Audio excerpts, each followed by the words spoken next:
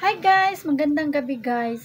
Hindi rin tayo kampante guys sa ating mga account guys. Kahit na may nakalagay dyan na no violation, no alert, ay kailangan pa rin natin i-check guys.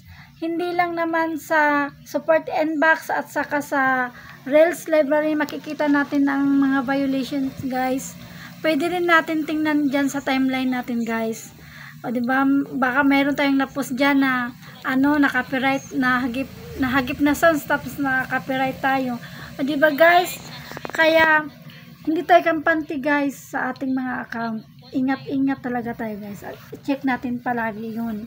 O diba, kasi bigla na lang tayong magugulat na magtataka tayo na bakit wala naman akong violation sa support inbox.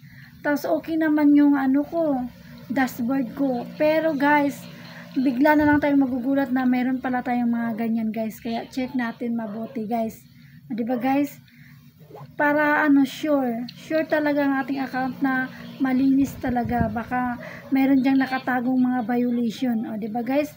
Kaya kailangan din nating anuhin natin ang ating ang ating account.